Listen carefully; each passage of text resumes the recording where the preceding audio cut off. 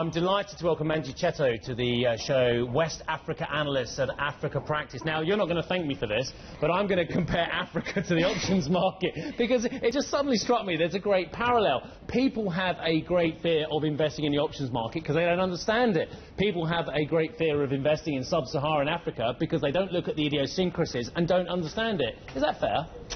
Yeah, I mean, I think that unfortunately Africa has sort of suffered from this image of it being a continent that requires a lot of aid. Unfortunately, what we're seeing actually is that people are starting to move away from that.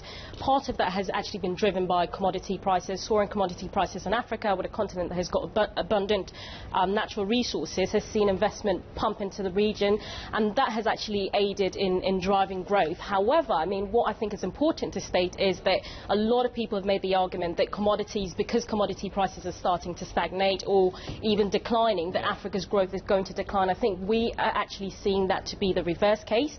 Commodity prices only account for a third of Africa's GDP growth. What we're seeing actually driving growth in Africa at the moment is sectors like telecommunications, retail and banking. So, I mean, we think they are positive areas of growth. Let me just work on the challenges which you've highlighted as well. Poor infrastructure, concern about governance as well, and in your words, a failure to create industries on the scale that one expects for rapidly developing economies. So you're saying there are big problems still? Oh yeah, absolutely. I mean, I think it's important to highlight these problems. However, it's also important to look at these challenges as opportunities. Where you don't have infrastructure, those are huge opportunities for investors to actually come in. There are opportunities for roads and power. I mean, power is a major thing in Africa. That is actually key to driving industrialization. And we're seeing, again, at the United States of America, we're seeing China making commitments to invest in power in Africa. I mean, at the moment, that is about 30% of the cost of production for a lot of industries. Once that problem is addressed, we expect that a lot of the other infrastructure problems will begin to be addressed. So whereabouts in Africa? It's a big place. You've kind of spoken about it in industry terms as to where there might be attractions. If I look at it geographically, am I talking South Africa, Sub-Saharan Africa?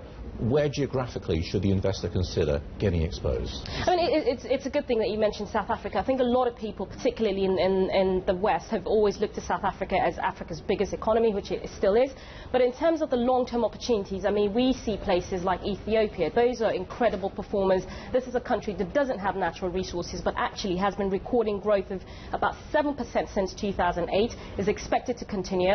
Again, the likes of Nigeria, a very resource-rich country, as most people know. Ghana, again, is a really good performer. We're also seeing places like Kenya. These are all places that are starting to address their infrastructure problem. They're starting to address their governance issues. On the industrialization bit, I think, again, Ethiopia is one that is important to highlight here because Ethiopia is beginning to show signs as the first country in Africa that has got the right policy framework to attract investment in the industrial sector.